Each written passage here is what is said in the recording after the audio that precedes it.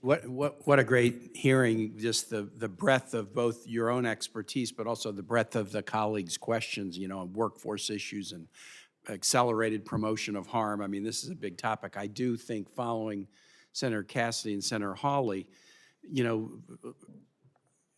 I used to try cases for a living, and I tried a lot of cases where I would ask for punitive damages.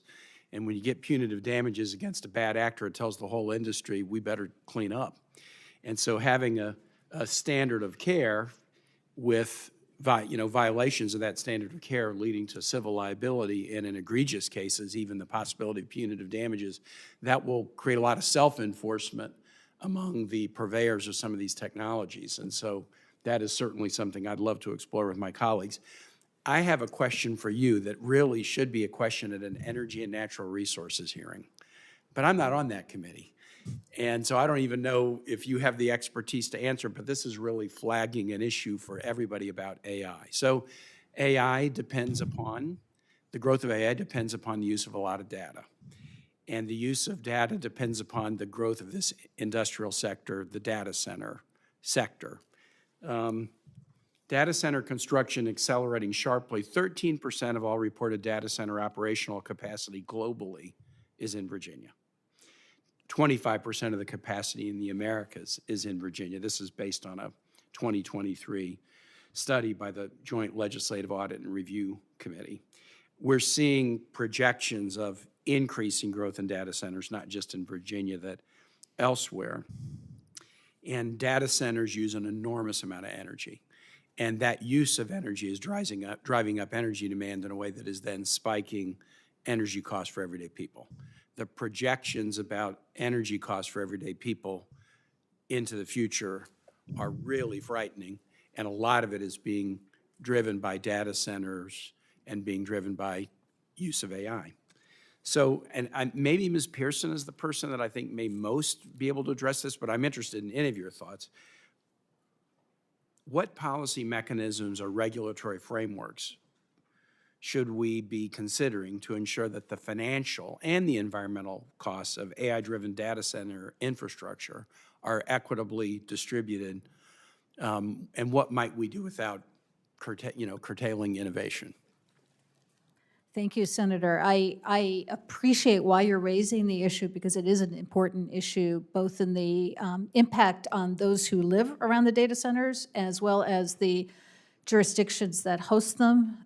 They have tax revenue implications, large tax revenue. I believe in Loudoun County in Virginia, an enormous percentage of the county's budget comes from data center tax revenue. So they can be a boon. But you're right, if you look at it more broadly, the consumer looking at their needs for energy versus the needs that the data center industry creates may indeed drive the cost up. I don't have a policy answer for that. I think it's an important question. I agree with your raising it. And I think this is where market mechanisms and innovation, for example, microgrids that accompany a data center that rely on new forms of energy, solar or wind, in addition to more traditional, are part of that answer. Generation of more energy per se, so that the demand can be met, is one way the market can move. But there should be a continued look at that nationally. Dr. Shore, I see you want to weigh in.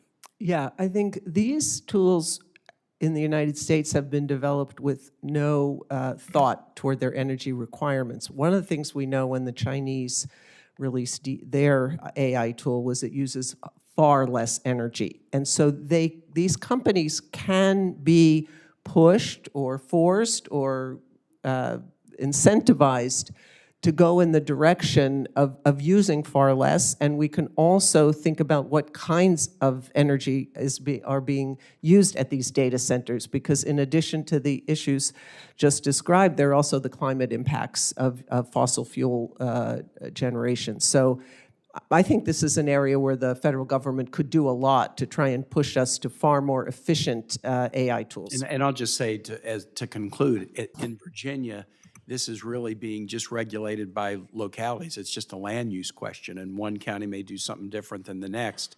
but the land use decisions usually are not contemplating what's the energy effect of this. And so a whole lot of different cities and counties kind of making their own decision. We'll cite this one here and this one there is end up having a dramatic effect on people's energy costs, and we need to get a better handle on it. Thank you for addressing it. I yield back, Mr. Chair.